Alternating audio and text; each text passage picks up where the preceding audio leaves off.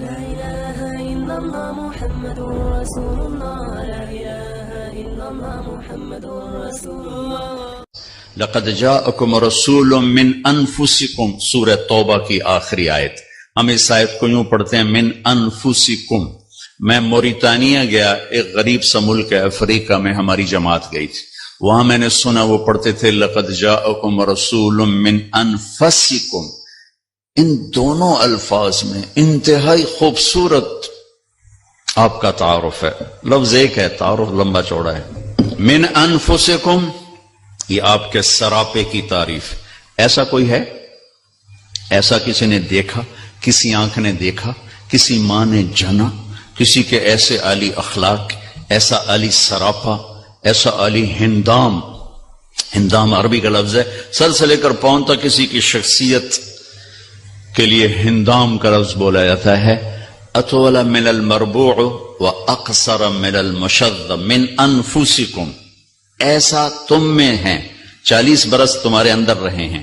ایسے کوئی ہیں؟ نہ قد چھوٹا نہ لمبا، چھوٹے سے تھوڑا اوپر، لمبے سے تھوڑا نیچے. لیکن ایک معجزہ تھا، آپ کسی لمبے سے لمبے آدمی کے ساتھ کھڑے ہوتے تو آپ کا قد اس سے بلند نظر آتا تھا.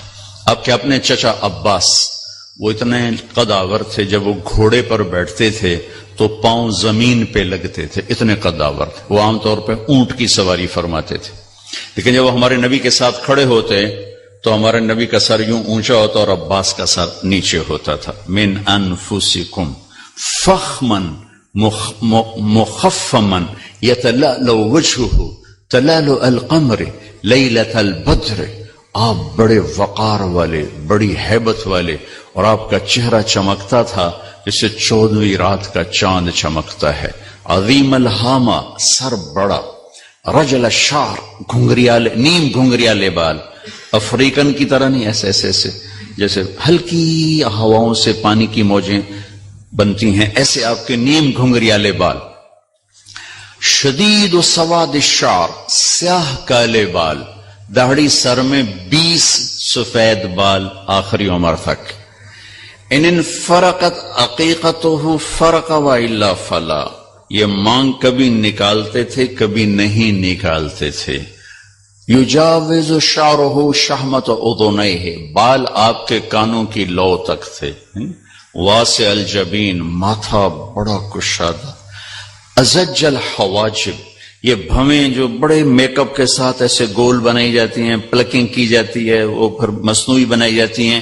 میرے نبی کے اللہ نے کماندار بھویں بنائی تھی، ایسے گولائی میں یہاں تک لمبی. من غیر قرن، یہاں بال نہیں تھے اس جگہ. یہاں بال ہوں تو کمی آتی ہے خوبصورتی میں. یہاں ایک رگ تھی خاموش. جب آپ کو غصہ آتا تھا تو ایسے ایسے حرکت کرتی تھی. چونکہ آپ غصہ پیتے تھے، اظہار نہیں ہوتا تھا، لیکن چہرے پر اس کا جو ریئیکشن آتا تھا یہاں ٹک ٹک ٹک ٹک ہوتی تھی، جس سے صحابہ کو اندازہ ہوتا تھا کوئی ناگواری پیش آئی ہے. اہدب، یہ پلکیں بڑی دراز. ادعج، آنکھیں بڑی موٹی. اشکل، موٹائی کے ساتھ لمبی اور اس میں سرخ ڈورے. احور، سفیدی سفید، پتلی سیاہ. اکحل، بغیر سرمے کے سرما لگی ہوئی آنکھ.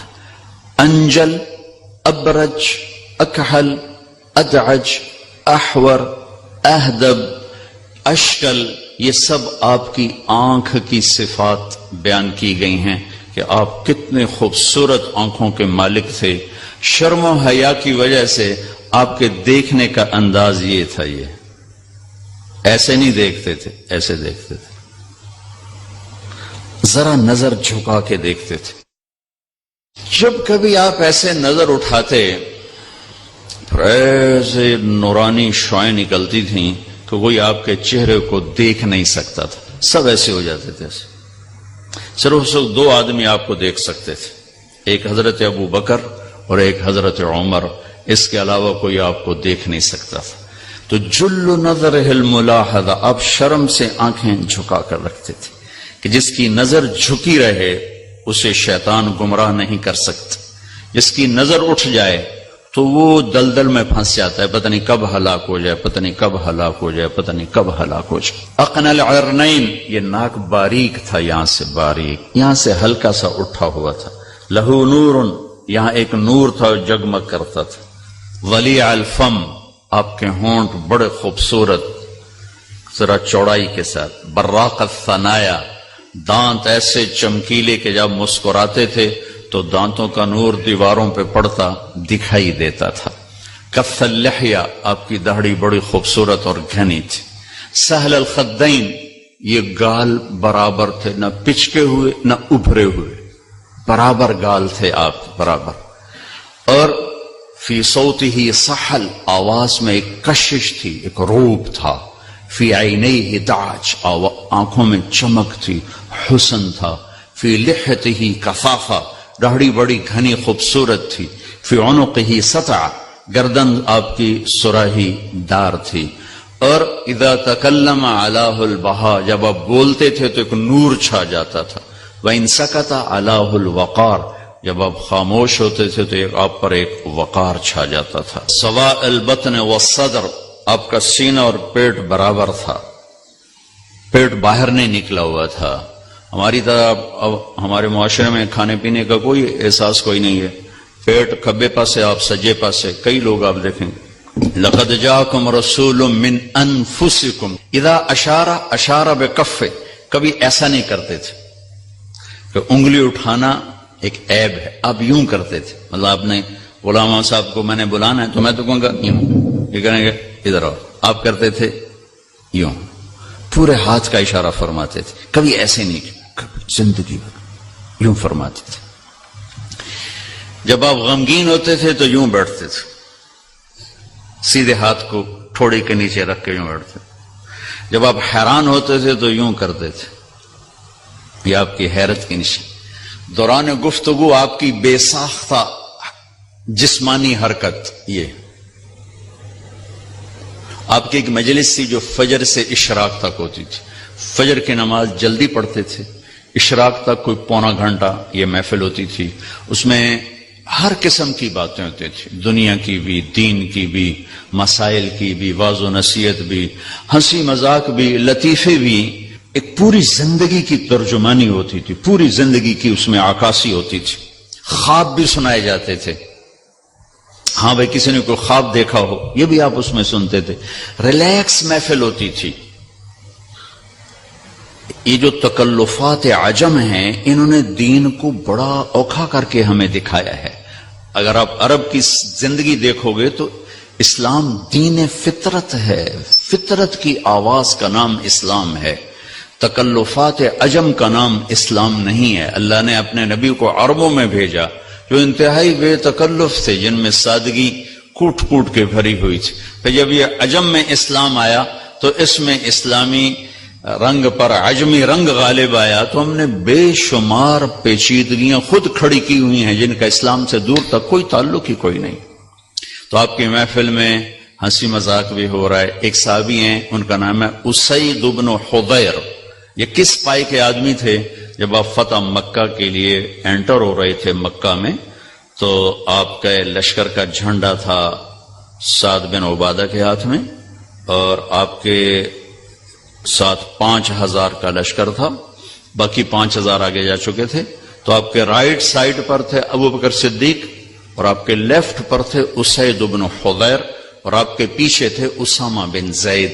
یہ اتنے بڑے آدمی ہیں صحابہ میں کہ مکہ میں داخل ہوتے ہوئے ابو بکر رائٹ اور اسید لیفٹ. یہ اسید اللہ کے نبی کی محفل میں لطیفے سناتے تھے اور صحابہ ہنستے تھے. آپ بھی ہنستے تھے، آپ کو اپنی ہنسی پہ کنٹرول تھا، لیکن صحابہ کھل کے ہنستے تھے، آپ منع نہیں فرماتے تھے. اس میں آپ دوران گفتگو یوں کیا کرتے تھے، ایسے کرتے تھے. آپ محفل میں پاؤں نہیں پھیلاتے تھے. کتنی دیر تک محفل ہو آپ پاؤں نہیں پھیلاتے تھے، پاؤں سمیٹ کے رکھتے تھے، چوکڑی مار کے بیٹھتے تھے. سب پر توجہ ایسے ہوتی تھی ہر ایک سمجھتا تھا مجھے ہی اسپیشل توجہ دی جا رہی. اور جب آپ کسی کی طرف متوجہ ہوتے تھے تو صرف گردن سے نہیں ہوتے تھے. مثلا اب بھائی غلام صاحب مجھے کہنا جی طارق جمیل صاحب تو میں اتنا ہی کر سکتا ہوں. جی فرمائیے. اس سے آگے میری ہمت ہی کوئی نہیں. لیکن جب ہمارے نبی کو کہا جاتا یا رسول اللہ تو آپ یوں نہیں کرتے تھے, آپ یوں کرتے تھے. جی پورا سینہ دیتے تھے. کتنا مشکل کام ہے. ادھر سے آپ کو کہتا یا رسول اللہ تو آپ یوں نہیں کرتے تھے, اب پورا ایسے ہوتے تھے. جی میرے دوست فرمائے. کوئی قریب آ کر کہتا بات کر رہے ہیں تو اب یوں ہو جاتے تھے. زندگی بھر نہیں کہا مختصر بات کرو میں بڑا مصروف. وہ الٹی سنا رہا ہے, وہ سیدھی سنا رہا ہے, اب یوں سنتے رہتے. ادھر آ کر بیٹھا ہے تو اب یوں ہو جاتے تھے. جب تک وہ پوری نہیں سنا لیتا تھا آپ نہیں فرماتے تھے. آپ تو صاحب لوگ ہاں بھائی شارٹ کٹ ان شارٹ بات کرو, ان شارٹ بہت مصروفیت ہے, چلو چلو چلو چلو, چاہے بھاویں اندر کافی پیندے بیٹھے ہوئے بہت مصروفیت. کوئی آپ کو ہاتھ دیتا مسافے کے لیے تو آپ چھوڑاتے نہیں تھے. جب تک وہ نہیں چھوڑتا تھا آپ نہیں چھوڑاتے تھے. جب وہ چھوڑتا تھا پھر آپ چھوڑتے تھے. جب آپ چلتے تھے تو تھوڑے سے کندھے جھکا کے چلتے, ایسے نہیں چلتے تھے. یہ تکبر کی نشانی. اب تھوڑا سا ایسے چلتے تھے, تھوڑا سا کندھا آپ کا جھکا ہوتا تھا اور آپ کے پاؤں کا فاصلہ, قدم کا فاصلہ لمبا نہیں ہوتا تھا. چھوٹا پاؤں ہوتا تھا اور اس میں تیزی تھی, زمین آپ کے لیے سکڑتی تھی. لہذا آپ کے بارے میں آتا ہے آپ چلتے تھے اور صحابہ آپ کے ساتھ دوڑتے تھے. ان کو دوڑ کے آپ کے ساتھ ملنا پڑتا. آپ اپنی عام چال چل رہے ہوتے تھے اس لیے کہ آپ کے لیے زمین کو اللہ سکڑتے تھے اور صحابہ ساتھ بھاگ رہے ہوتے تھے آپ کو آپ کے ساتھ چلنے کے لیے. اور ہمیشہ سلام میں پہل فرماتے تھے. کبھی انتظار نہیں کیا میں بڑا نبی ہوں یہ آ کے سلام کرے. ہمیشہ آپ سلام میں پہل فرماتے تھے. یہ میں نے آپ کو بتایا من انفسکم, من انفسکم. لا إله إلا الله محمد رسول الله. لا إله إلا الله محمد رسول الله.